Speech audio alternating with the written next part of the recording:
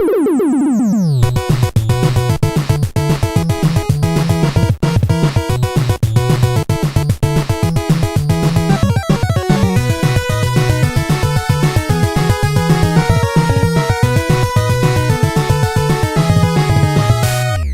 welcome to the Amazing Nerdiverse. I'm Jeff Grants. I'm Stephen Tucker. This is a podcast where we talk about all things good and geeky that make up the Amazing Nerdiverse, like movies, TV shows, video games, comic books, and especially this week, Avengers: Infinity War. Mm-hmm. We just got back from seeing it. Yep. It's a lot to process. It is. What we want to do here is we're going to do the first couple minutes, we'll just do a quick spoiler-free thoughts, just real quick, and then after you can listen to that, tune out. I'll put a separate file on YouTube just so you can kind of check it out and put it on the old iTunes there. But for right now, I think we're going to talk about that, and then we'll come back and do spoilers at the end of this. The part where Dr. Doom was fighting Silver Surfer was really awesome. It was unexpected. It was. For sure. All right. No spoilers. I'm sorry, did I say Dr. Doom? I meant Dr. Octopus. Okay, so first off, general thoughts. How do you feel as far as, do you like the film? I like the film. You like the film. Yeah. Okay.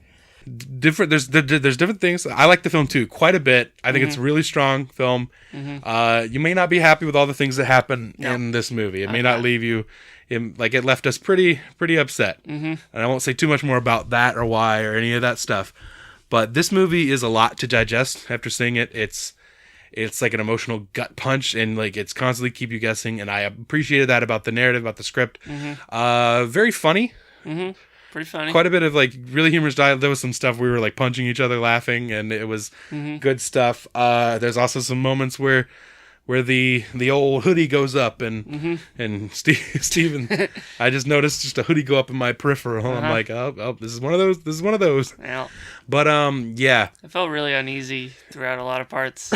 Yeah. I was like, I don't know if my boys are gonna pull through this. Yeah. This is one of those movies where anything can happen. And it did. And anything does happen. It blew my mind, the things they did in this movie that I just did not see coming. Really cool stuff. Just a lot of stuff that I was expected to see. Some stuff that I was really expecting to happen and didn't. Some stuff that I was not expecting at all. It just constantly keep you on your toes, and I really appreciated that about the movie. Mm-hmm. As far as cast, a bunch of unknowns. Yeah, a bunch of young upstarts that getting their spotlight for the first time. Mm-hmm. Getting a brief moment to shine. There was no weak links for me as far as the cast goes. No. There was even some actors and stuff that, we may not, even going in the end of the movies, don't know what role they're playing. You might know that they're in the movie, but it's still interesting seeing how they play off the other characters. There's some really great pairings. There's some really great just interaction between two characters that you've never seen interact before. And some just really cool stuff like that, just all over the place. I appreciate Alan Silvestri coming back to do the score. Mm-hmm. He was the guy that did the first Avengers movie and just that classic Avengers theme, which was mostly absent from the second movie. I think there's a little sting of it here and there, one or two times, but that music is the Avengers. When these characters have those recognizable themes and stuff like that, it's always really appreciated and stuff. And they're not all John Williams and stuff like that anymore, but most of these characters, I don't remember their themes and stuff like that, but the Avengers... Some. The Avengers definitely have... Yeah, I mean, if I heard them, I'm like, oh, yeah, that's Cap's theme, or that's this or that. But in this, the Avengers is the one I can just hum. Mm-hmm. It's da, da, that theme stuff. So I was glad to see him come back. I'm just trying to think of stuff we can say without spoiling anything. Because there's so much to spoil. Well... When Mario shows up... Yeah. And then when he has to fight Luigi for the Infinity Gauntlet... Yeah. That's pretty... That's pretty just edge of your seat moment. Yeah. Just gripping the armrest and just trying to just see what you could through the tears. Just brother versus brother. That's some emotional shit. All right. Do you have a scoring thing? I'll give it a 10 because I wasn't expecting a lot of things. Yeah. I mean, and I didn't feel like anyone was safe. Yeah, it's constantly keeping you guessing. They're not safe. I tend just perfect film. I can't think of anything to knock it on. There was some moments where I was like, okay, let's speed this part up or this and that, but very few. And like there was some things that like, especially like I was like, all right, I know what's gonna happen here. In the few instances where you did, like mostly like stuff early on in the movie, I wanted certain things to be sped up or this or that. But I'd say I'd give it a solid 9, maybe 9.5. I think 9. I'm gonna settle on 9. But I feel like they spent a larger amount of time with some characters this time because they're gonna focus on the rest. Yeah. In 4. Yeah, I was surprised by some of the characters that seemed to have smaller roles in this film that I wasn't expecting. All right, so that's what we had to say about the movie. That's as much as we could say without spoiling anything. If you haven't seen the movie yet, go see it as soon as you can. You don't want this movie spoiled because there's a lot to spoil. Okay, so let's jump into spoiler talk. Let's talk about it now. Let's not do the thing we always do where as soon as we say it's time to talk about spoilers, you just start saying everything that happened and spoiling everything. Let's save it. Let's talk about it. Let's parse it out. All right. So the film starts where I think we all expected it to start, or at least that, is that where you expected it to start? And then Thor, picking up with Thor. I wasn't sure if we'd see it. I thought maybe the film would start with the Guardians running into Thor. We get a little bit more before that. We get to see, kind of mostly the aftermath of Thanos. We see him on the ship. We see Thanos and his goons on the ship. They're there for the Space Stone, the Tesseract that Loki stole in Thor Ragnarok, and it was an interesting standoff. They're killing half the people, but they end up kind of killing all of them when they blow their ship up. Yeah. So that was kind of like pointless. Like, I don't know. Thor was alive when he was flopping around in space, so maybe some of the other ones are. Yeah, maybe. I don't know how the common Asgardian, like a common person, he's the god of thunder and all that stuff. I don't know if a common person on Asgard is quite as strong as other Asgardians, but we don't know. It's possible. But damn, like that's Thanos' whole gimmick. They like the plot in this film as he describes it is, he goes about killing half the population of these worlds. Because in what you learn later in backstory is that where he was from, Titan, like it went to hell because it was overpopulated and there was not enough resources for everybody, and like so he goes around and he kills people and he kills half of every population, and then the resources are enough to go around to what's left. And it's kind of a cruel thing, but when you see like his backstory and everything, you kind of you at least get what he's talking about and get what he's going for, as opposed to these villains that just want domination or anything like that. I think Thanos is a lot more dimensional than that. Yeah. What did you think about Thanos's how they presented Thanos as a character in the film? His depiction in the film is what I was looking for. He's really scary. Yeah. I didn't like it. Yeah. I just felt uneasy whenever he was on the screen with someone that I liked. Yeah. What do you think about the CG with the character and stuff like that? We got a lot really of good. Yeah, we got a lot of very CG heavy characters in this film. All the villains. Across the board. I liked it. You kind of like as you're watching the film sometimes like you just forget that it's a CG character, especially in Thanos' case. Like he did a really good job of that. What do you think about the surrounding villains, the Black Order?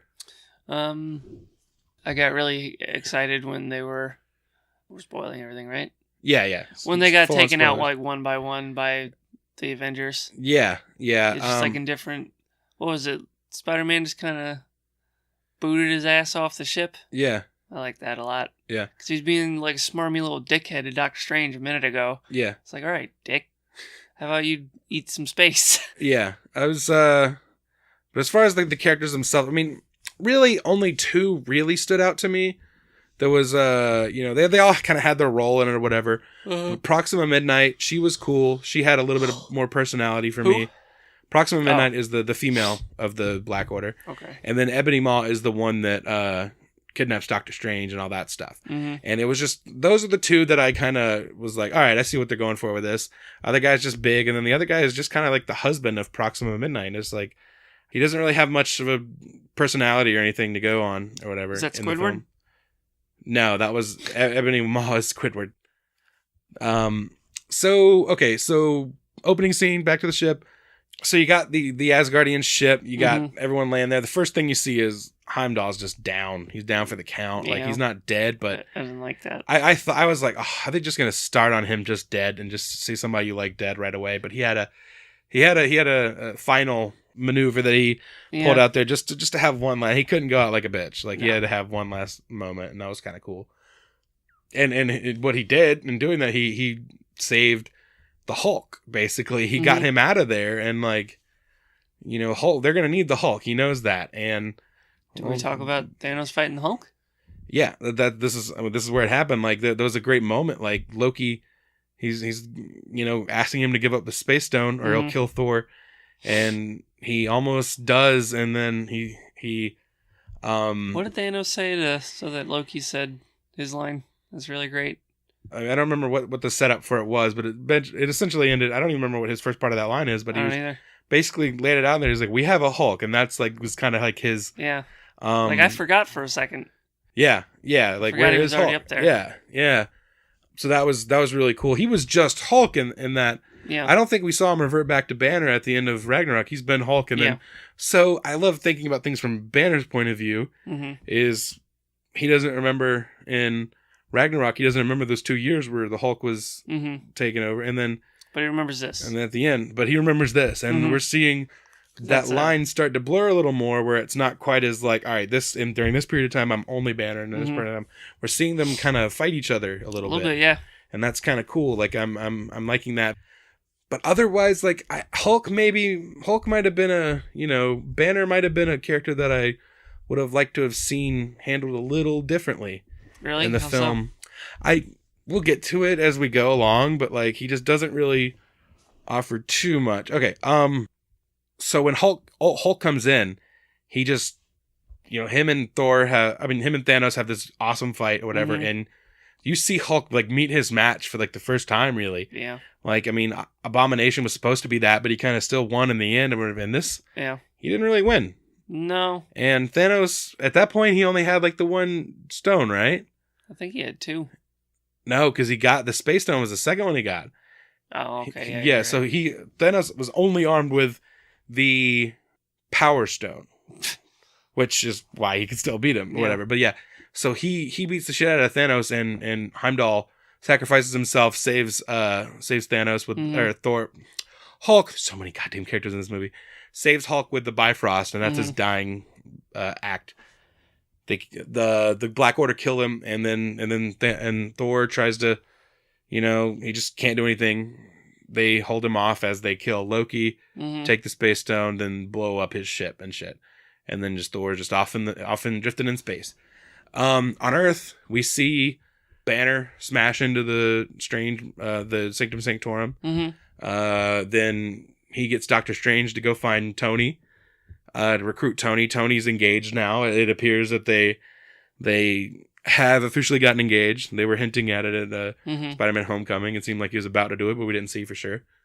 And then Tony goes with them, and he kind of has to hear him out. Like at this point, it's kind of almost like, you know, every time you think you're out, they just drag you back in, kind of thing. Like he thought he was done. Like I think he really thought he was done, but he's never completely done because he was walking around normal just with the suit.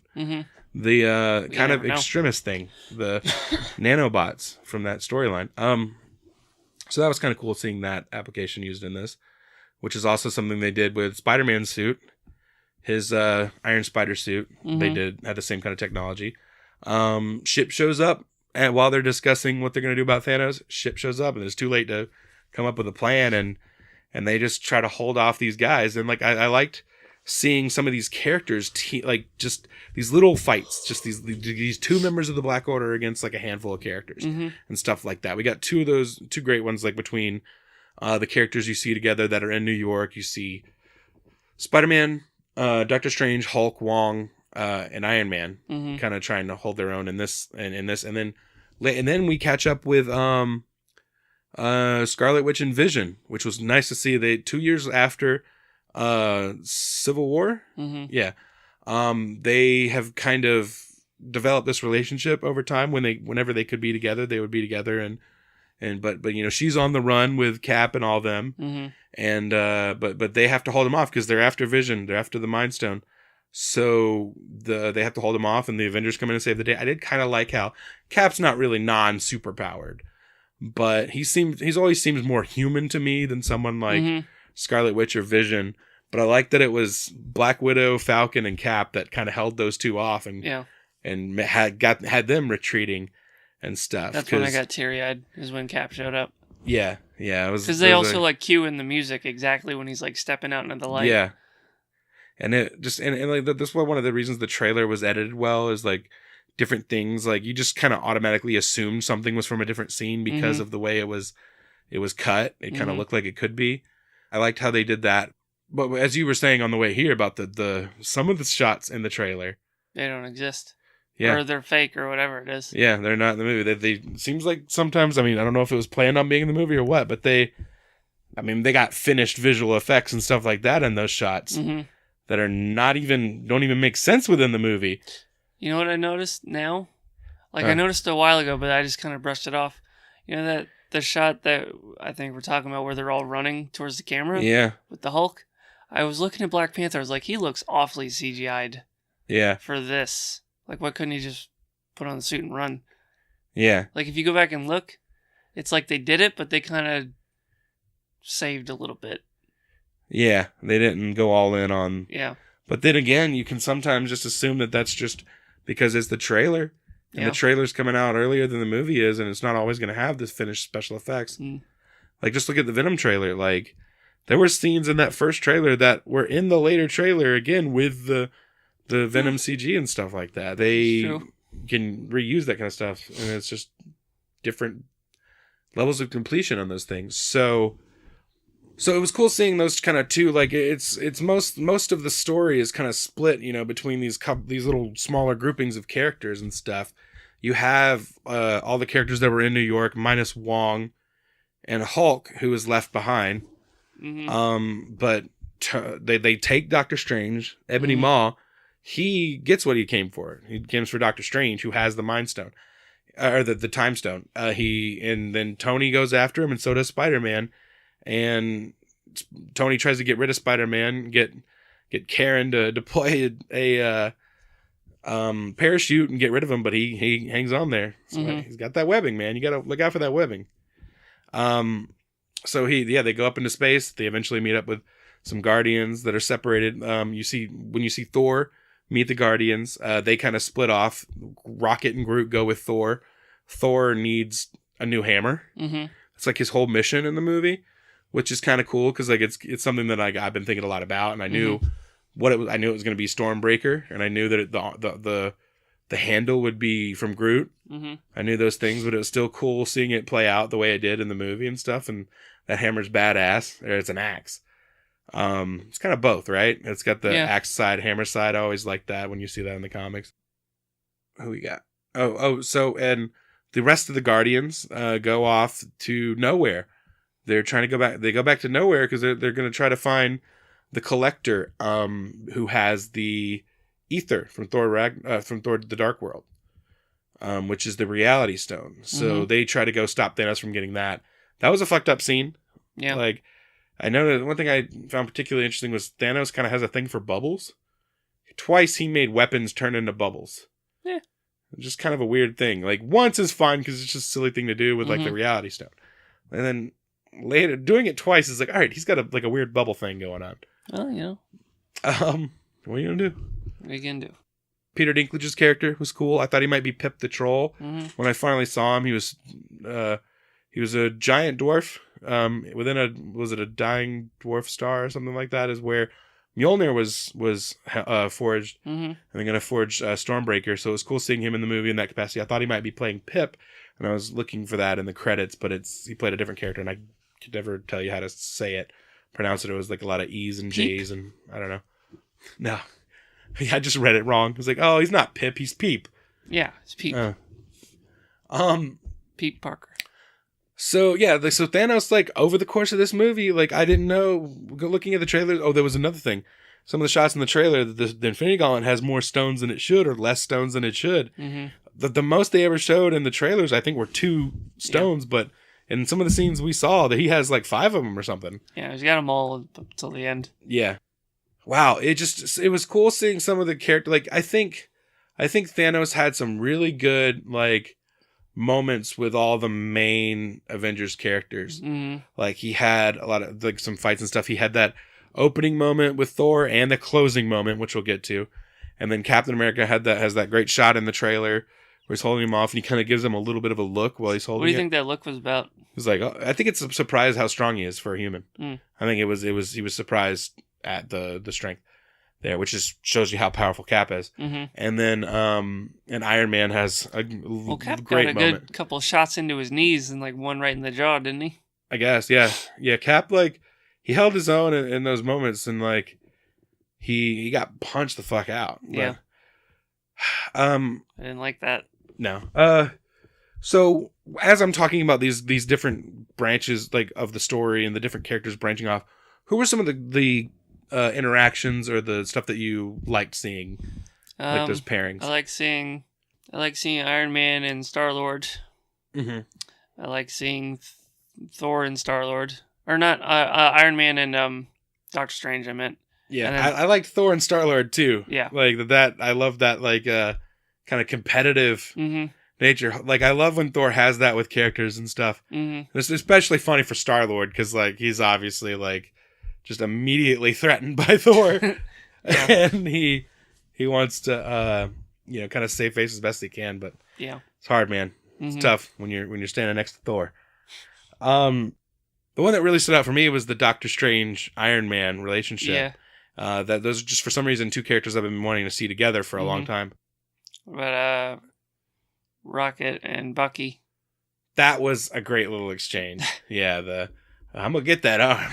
Like, that was so great. He tried to buy the gun, then he tried to buy the arm, and then he's like, "Oh, I'm gonna get that arm." I love, like, they continued it in this movie. Rocket's, like, weird obsession with, like, replacement parts, like getting them from people. There's a couple things like that. Those jokes, like repeating jokes from earlier movies and stuff. There was We've Got a Hulk. There was that moment. There was a couple more. What was? Oh, the Spider-Man referencing an really old movie. Yeah, he did that with Aliens. That was cool as well. Like, it's like some of it kind of feels like a writer kind of revisiting their greatest hits kind of thing, because at least that one was a line that they wrote in Civil War. Yeah, but if it seems like something that character would do a lot. Yeah, well, Spider-Man watches movies. Yeah. Like, they established that in there. I mean, obviously, they're building a Lego Death Star, and which is another reason I'm like, really? A really old movie? It's like, even though it is a really old movie to a millennial, like, you don't say that. It's Star Wars.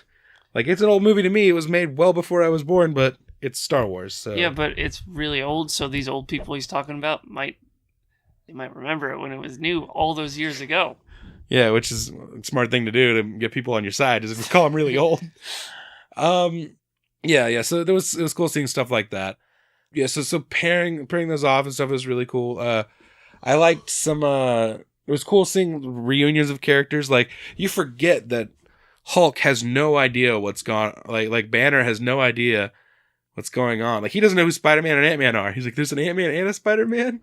I loved that. Like, he doesn't know about the Sokovia Accords. He doesn't know about the Civil War, and that Tony and Steve are kind of feuding. Or they're not not on speaking terms. The Avengers, like, I haven't thought of it in those terms, but the Avengers are broken up. Yeah. Like, in none of this time have I thought about that. I thought this movie would pick up with, some of the Avengers still working for the government, like Vision and Tony and stuff like that. Tony's always done, but I know he's never done, like, between every movie. He was almost done.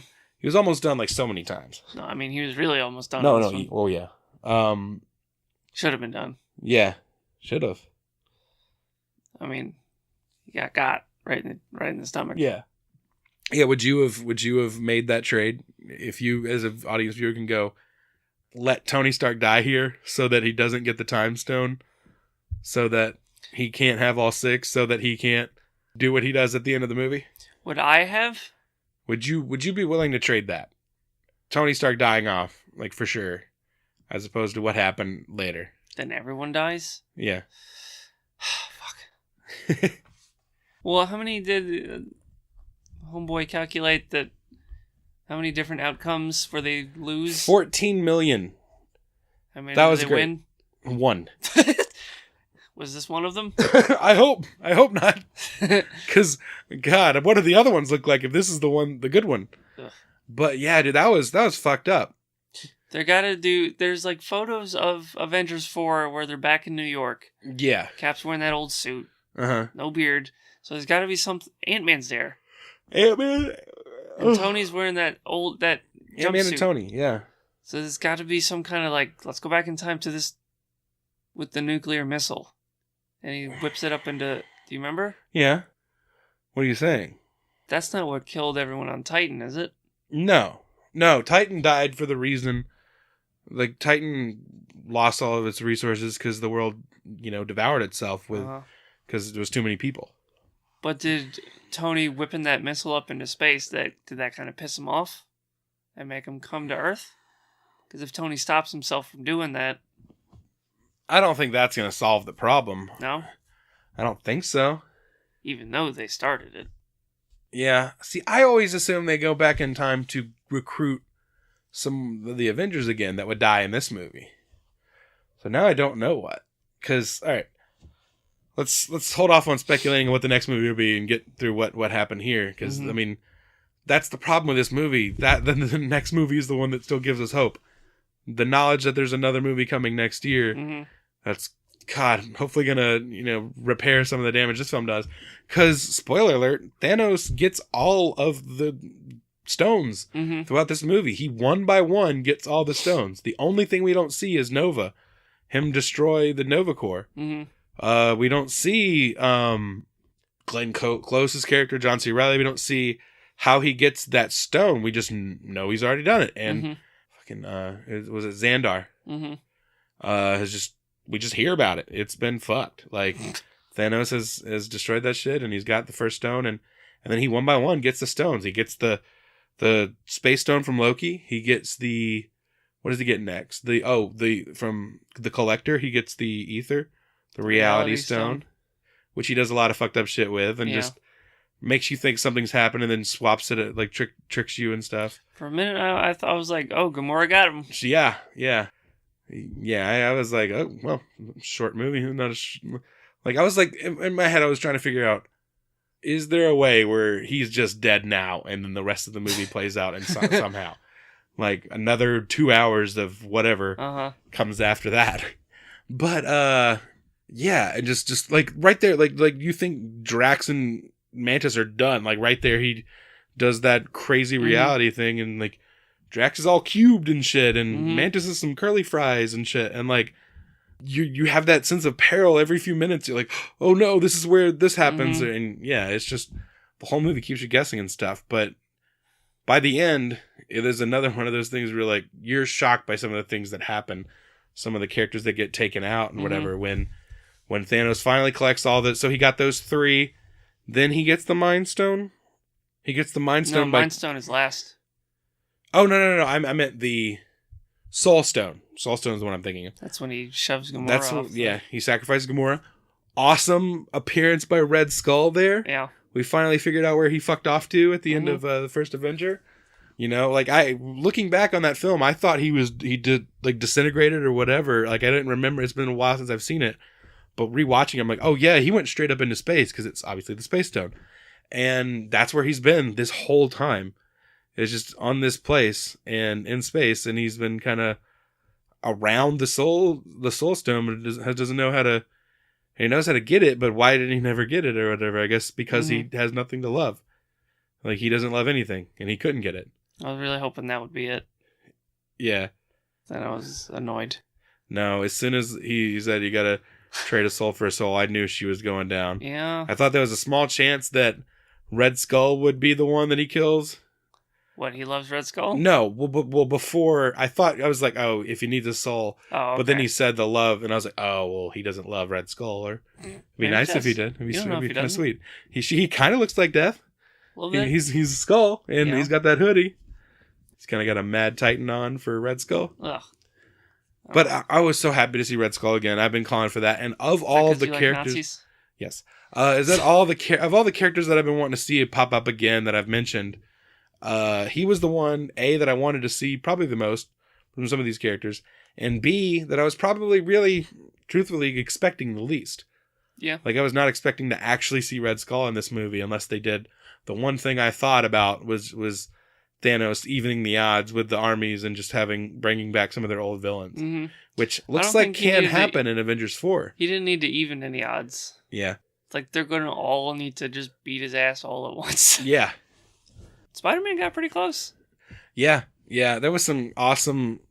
I love seeing characters like this come together and those like splash page or like awesome action panel moments where you see characters team up and do something together. Like, you know, those classic moments of like, you know, like in the first Avengers where they're like kind of doing double team things where they're blasting the Iron Man's blasting his laser off the shield and shit like that. Or that awesome moment where you see the 3-shot of Tony, Thor, and Vision all shooting one of the Ultrons at the same time.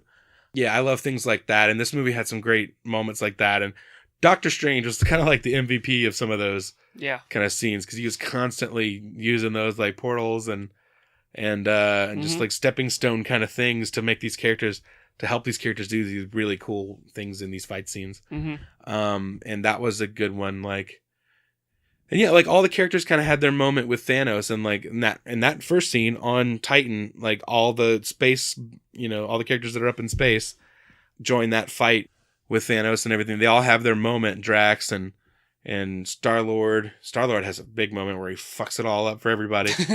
Because they heard about Gamora. Like, Gamora, really? I was not expecting Gamora to die.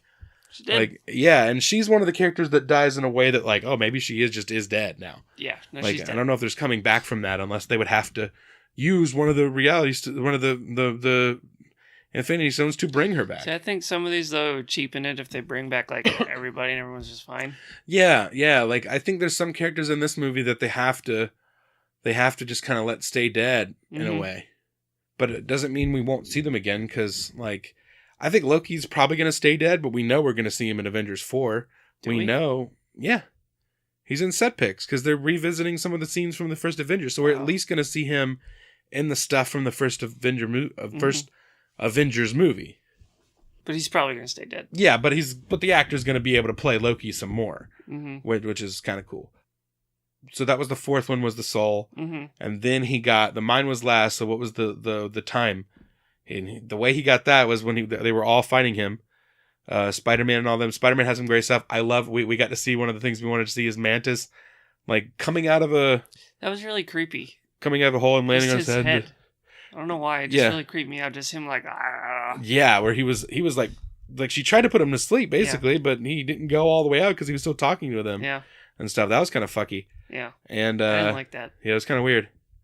But Star-Lord screws that up, like we said, because he finds out that Gamora's dead, and he just loses it. And Spider-Man and Iron Man almost have that gauntlet off. And then when Tony jumps off to hold back Star-Lord, Spider-Man's got it by himself, and he gets further along. Yeah. He almost gets it all the way off. And Star-Lord kind of screws that up. But they had a good, like you said, they had a plan, and it was his, and then he screwed his own plan up. But it was cool. I love the moment. It's in some of the trailers, but it's the final version with him jumping over and putting a bomb on his back, and then just boom and jumping backwards with the finger up through one of Doctor Strange porthole things. I love that. That's just a great Star-Lord moment. All the Guardians kind of had little moments and stuff like that are like, oh, Drax had a couple lines that made us laugh. There was one that made me laugh really hard that I cannot pull now. And I was like, as I was watching the movie, I was like, I want to remember that line. And I forgot it. But there was that great moment with Star-Lord and Gamora where they're having a very emotional moment. And then they look over and Drax is there. He's eating chips, whatever. And it's that great... It's that you've heard the joke a million times, like, how long have you been standing there? And they'll usually say, like, long enough, too long, or any of those kind of things. But Drax just has a simple reply as an hour, and it was the perfect punchline for Drax in that kind of scene. And then they kind of went a little long with it, like there's like, no, I can stand it. Like, they gotta go. But just the one line of an hour was like just as funny as that whole scene was for me. So most of the characters get great humor moments, and most of the characters get a great action moment. Missing characters, surprised. No Hawkeye whatsoever. I thought we would see him. No Ant-Man whatsoever. I was thinking that was probably pretty likely. The they just say their names. Yeah. Yeah, they mentioned where they've been at. Basically, they took a deal. Once Cap broke, because they're in space, and they're fighting for the Grandmaster. Yeah. Those two are just fighting in an arena. Like each other, or like in a tag team? Yeah, they're fighting each other, and then Ant-Man will be like, "Hey, I know him. Yeah, he's my friend from work." Yeah, and then they got to fight, and then they'll fight a giant wolf. Yeah. For about 10 minutes, and that'll be Ant-Man Ragnarok. Yeah. Spider-Man gets dubbed an official Avenger. Yeah. And this like that part made me tear up. Yeah, yeah. Because he wanted it. Yeah, he wanted it so bad. Just that Tony just walks by and is like, "You're an Avenger," and does like the knighting thing just with his hand on his shoulders. Just in passing too, like, "You're an Avenger." Mm-hmm. It meant nothing for him to give him that, but it meant everything to Spider-Man. What is Spider-Man 2 gonna be like now? Yeah, because after you fight Thanos, yeah, Doc Ock ain't gonna be nothing. Yeah, like, what the hell? One thing to note is that I was keeping an eye out for anything that might hint to Venom in this movie. Didn't think it was very likely. But when I was watching that scene, those creatures that they were fighting at the end, yeah, they kind of had a Venom-like look to them. Yeah. They had the forearms or whatever, and they all seemed to be pretty solid. But as I was watching, I was like, what if one of those things, like, what if those are symbiote infected, like, creatures, like the symbiote on, like, a certain race, or even what if they're like Chitauri and they with the Venom symbiote on them and shit, and like somehow some of the guy gets left behind in Wakanda or whatever. Some scientists scoop him up, and that's how we see it in Venom. Doubtful, but it was just a thought. So how Thanos gets the Time Stone is he basically forces Doctor Strange's hand. He straight up kills Tony Stark. He like stabs him through the chest. He's about to die. Tony Stark's a goner.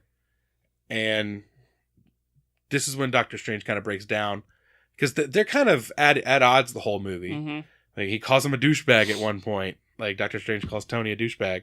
And, like, they do not get along throughout most of this movie, which is kind of how I'd expect them to start to establish some kind of common ground throughout the movie, is that they're going to butt heads a lot. Like, those two characters are kind of two sides of the same coin. Yeah. It's kind of the same side of the same coin, two of them. Pretty much. Yeah. What did you think about all that stuff? Like, what do you mean, him saving him? Everything up to that with those two characters. I think that was one of the strongest relationships in the movie. It was just really good seeing them together, seeing them banter back and forth. Two strong characters, kind of similar to what Star-Lord and Thor were doing. Yeah. And so when that happened, when he stabbed him, what'd you think? I thought that was it. I thought he was done.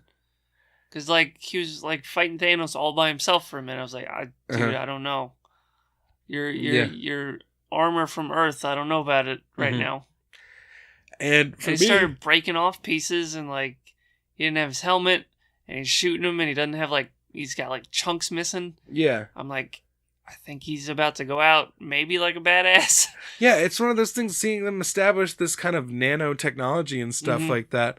I had that thought early on. I was like, what is because he's using it to make different kind of crazy weapons and attachments and stuff like that. It's really crazy, but it's gotta be limited. Yeah. You know, it's gotta eventually, hit a tipping point. And they find that point in this where it starts to be limited and not cover as much and not protect him like those suits should. Yeah, that was one of those surprising things. I think they did with Iron Man in this movie what they did with Hawkeye in Avengers 2, where you think they're setting him up to die the whole movie. Yeah. And watching the movie, I thought the trailers were setting up Captain America. But seeing the movie, I was like, I think they're setting it up for Tony to die in this. Mm-hmm.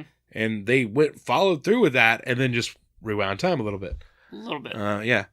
So that's how. So Doctor Strange sacrificed the stone to save Tony Stark. That was a big moment. And turns out he made the wrong call on that one, because he dies and everyone else dies when he gets the final stone, when he gets to Wakanda finally and gets the. But what if so he saw all the outcomes. Yeah. So the one where they win, maybe he had to give him the stone.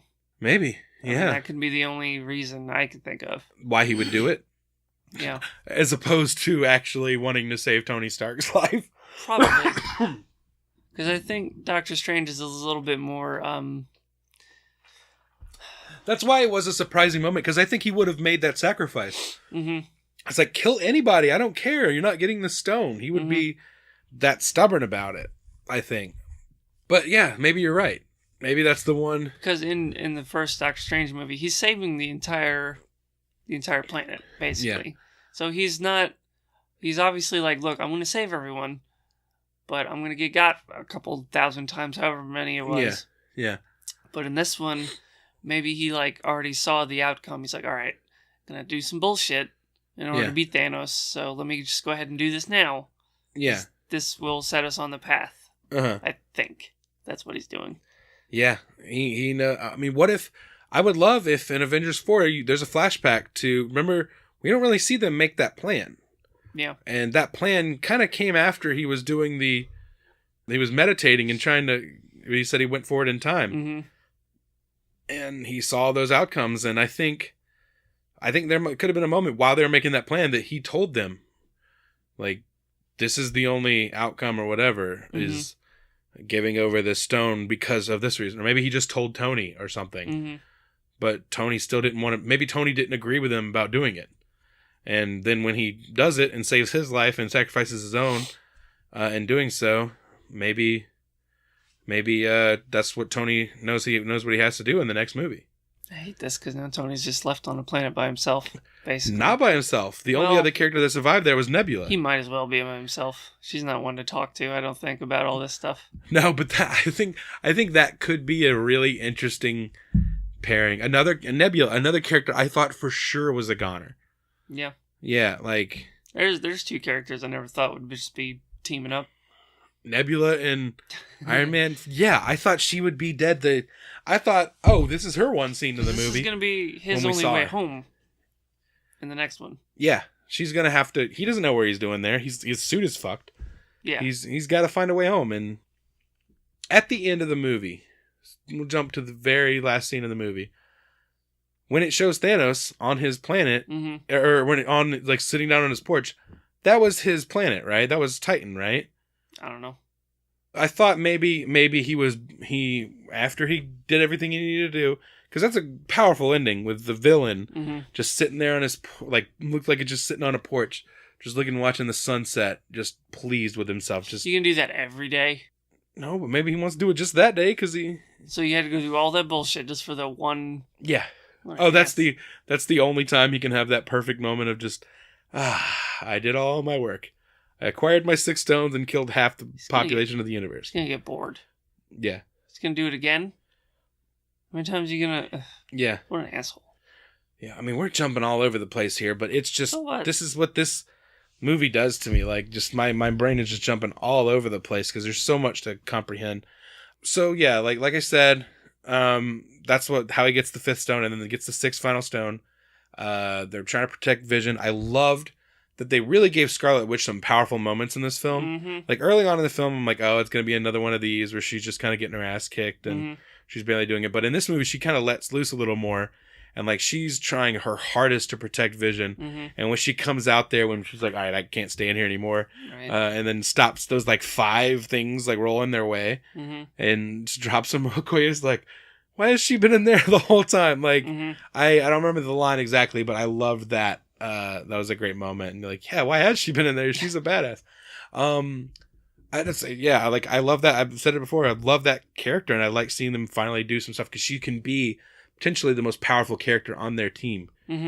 But she's gone too. So, at the end of the movie, it looks like she stops him from taking Vision's Mind Stone, and then just rewinds time and just tries it again, and he overpowers her like that. And takes the stone. Vision, it was really cool the way they drained they drained everything out of Vision, all the color, and he was just a lifeless, just black and white, kind of robot thing. Yeah. That was nuts. And so about this final battle in Wakanda, that part of the storyline, what were your thoughts on that as a whole? Uneasy. Yeah, I didn't like that. Yeah. Because I just felt like it was just going to tip the other way the whole time. Yeah. Any character could go at any moment. I thought Falcon was, flying a little too close up front. I was like, I don't know, bud, pull back. Him and War Machine, both were like... More so Falcon, because War Machine had armor. Yeah. Falcon's just wearing short sleeve tee. So I was like, come on. Yeah. Pull back. Oh, I love the moment when they're racing towards because they have that shield, but those things are starting to get through the shield, and like they're sacrificing some of themselves to get through that shield. But when they start going around, like, oh, we can't protect the back of that place, they're gonna get straight division if they go around. So they had to like kind of bottleneck it a little bit and like let them come through a little. It's the same strategy they used in the first Avengers.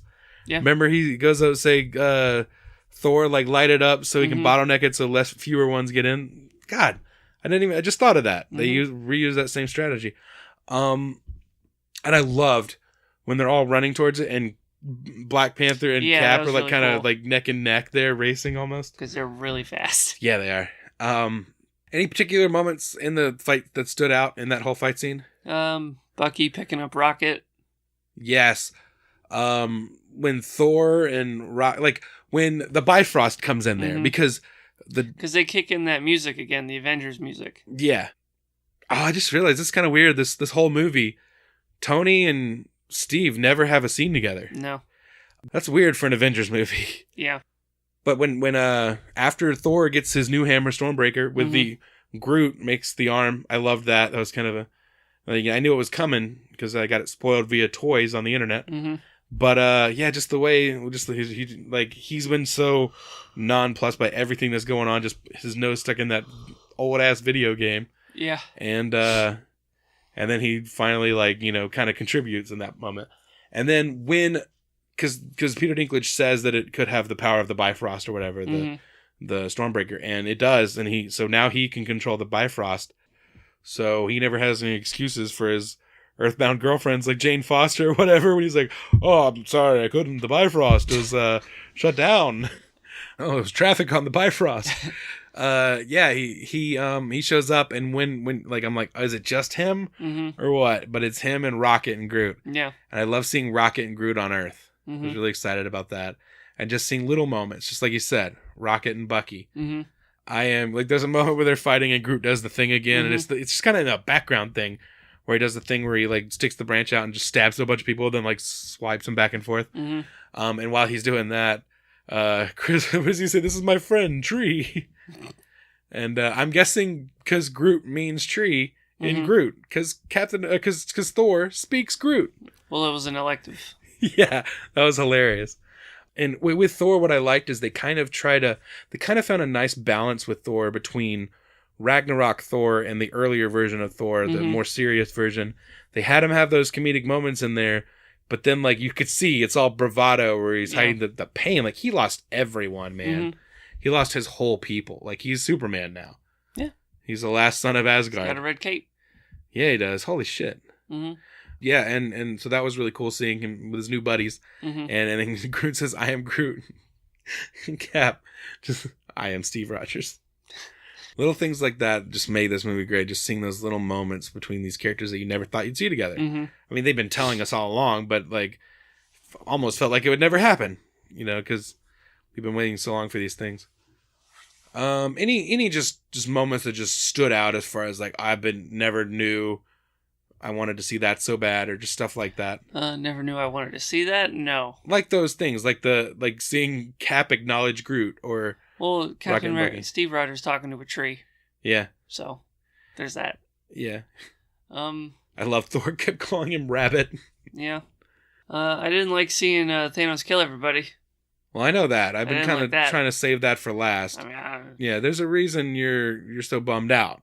Yeah. And that's because when Thanos gets the final stone after he destroys Vision, he turned off Vision. Dude, he just right in dude's forehead. Just smushed his forehead in, took that stone. And gets that stone, and he has all 6. And all he has to do, that final moment, I was like, this is the end of the movie. This is the end of the movie right now. Thor flies in. He whips the hammer, and the axe right into his chest. Yeah. Oh, he got him. But, like you said, should aim for the head. Because he got him, but not soon enough. But he still did this, still did the thing, and then it whited out for a second. And then I just know that, like, he should have chopped him right in the face, but he didn't. And then he opened a portal and just jumped back through it. Yeah. So he got out of there. Mm-hmm. So yeah, Thor gets him, but not quick enough. And then you see the moment, and the thing that comic book fans and like me, even me, I've heard mention of. I've been trying to read as much as I could of the Infinity Gauntlet and Infinity War, all those comics and stuff as quickly as I could before the movie came out. But you know that finger snap, and what it means, and he does it. Mm-hmm. And I thought that was the end of the movie right there. Mm-hmm. But no, we get the answer of who dies in this movie. Mm-hmm. He, with a snap of a finger, kills half the population of the universe. And we start to see people go. And some of them were quite surprising, quite shocking. Mm-hmm. What are some of the first one we see go is Bucky, and you're like, oh. Yeah. No. And After then you all start. That.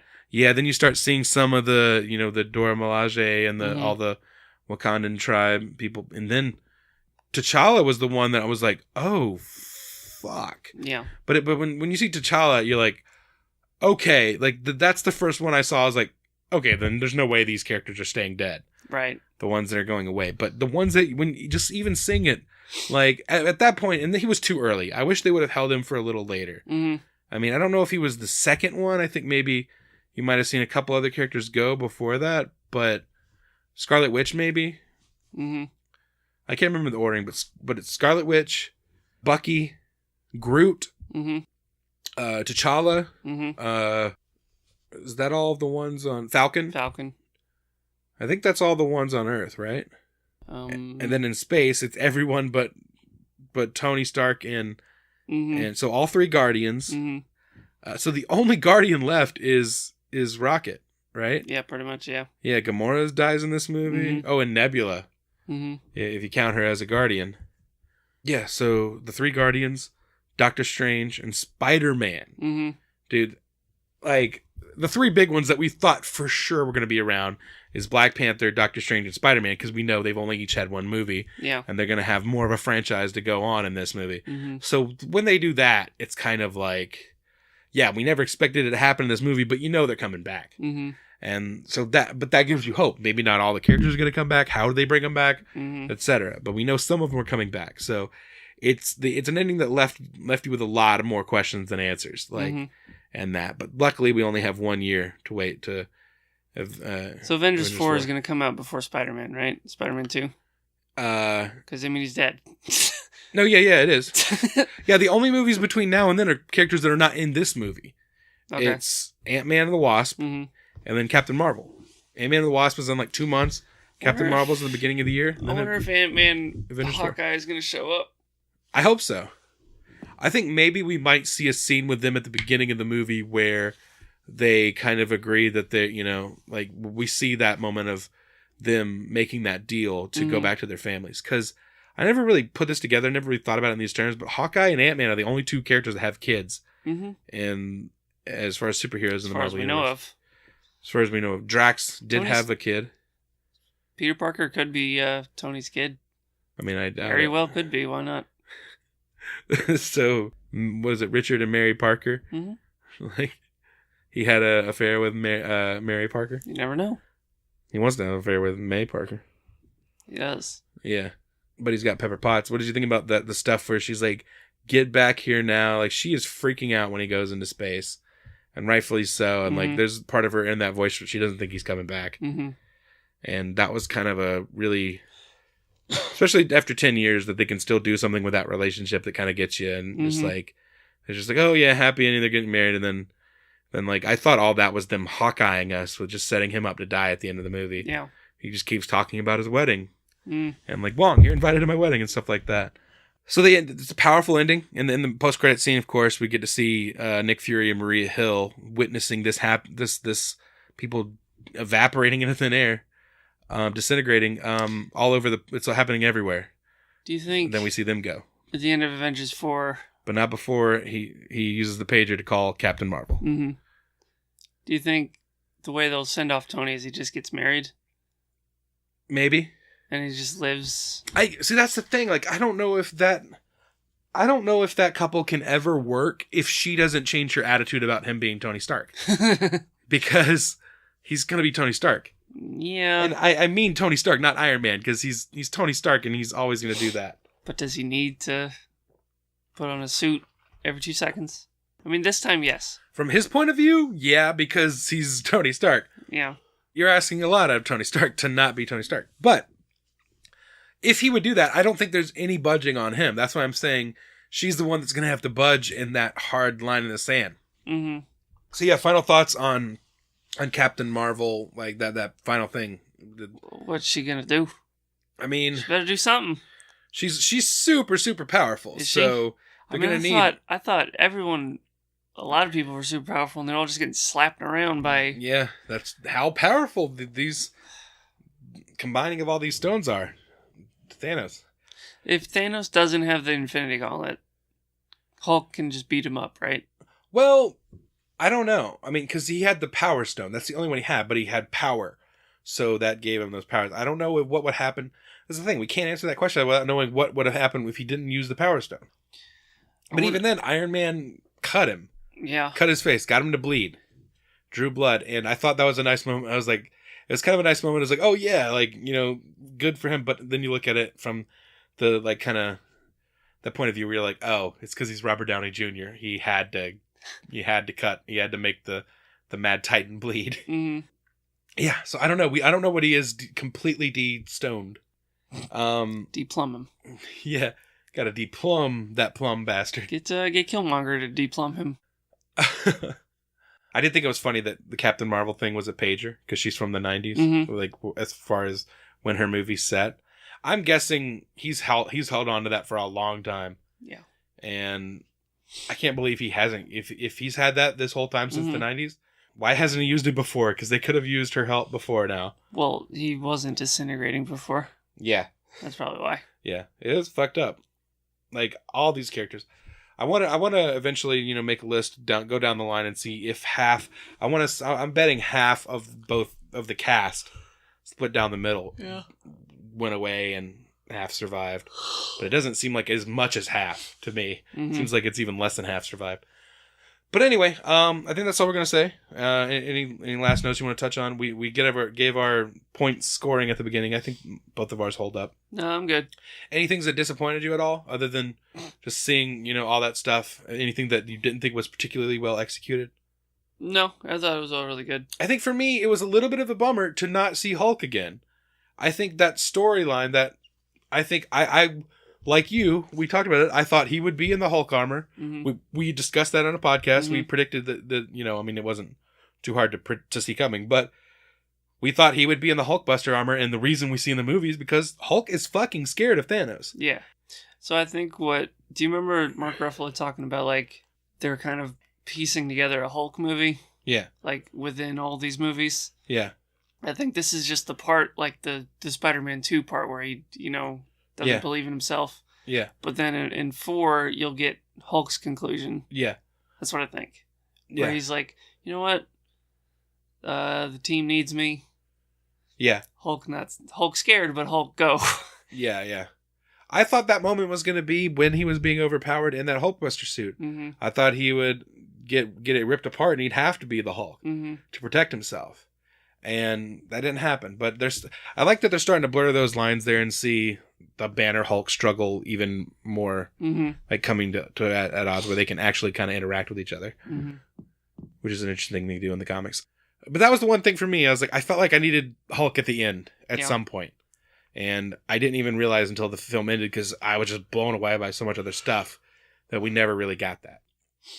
All right, and I think maybe that's why I take that off. And there was some stuff early on that I was like little pacing. I was like, let's go with this. Mm-hmm. I don't need all the pepper pots. Like it was that was a little bit long. I didn't mind her being in the movie, but that scene kind of seemed a little cheesy to me a little bit. Mm-hmm. It kind of felt like a different movie almost. Yeah. Because this movie has just got such a well-defined tone. That scene kind of felt out of place. Why would Tony start talking about how he thinks he has a kid? Or that she's pregnant. Yeah, that kind of didn't go anywhere. They wouldn't bring that up unless it was for a reason. I would imagine so, yeah. It's got to pay off at some point. Yeah. Maybe it's a seed that they plant and hope you forget about until... Yeah. I mean... I was thinking about, like, they wouldn't just say it for no reason. Yeah, I forgot about that. I knew it was something right there, right at the beginning, that kind of seemed odd to me.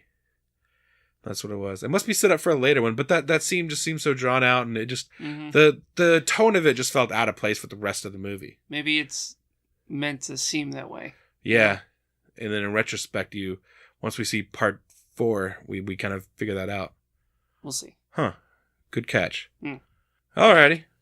All right, well, if you like this episode, please do us a favor and subscribe to The Amazing Nerdiverse on iTunes or your favorite podcatcher app. And do us a favor, leave us a review. It's the most important thing you can do to help us out and help people find this show. Josh. Yes, specifically Josh. Also, make sure to subscribe to The Amazing Nerdiverse on YouTube. Leave a comment, like this video, all that stuff. That stuff helps us out as well. Unless you're a coward.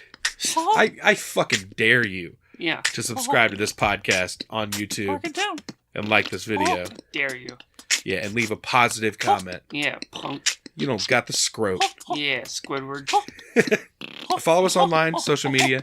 Facebook, Amazing Nerdiverse on Facebook. At Amazing Nerdiverse on Instagram. And on Twitter, I'm at Jeff_Grant. I'm at Steven Tukert. And we are at Nerdiverse Pod. Check us out on theamazingnerdiverse.com for all that and very little more. Until next time, I'm Jeff Grant. I'm Steven Tukert. We'll catch you right here next time in The Amazing Nerdiverse. Hit him. Nice.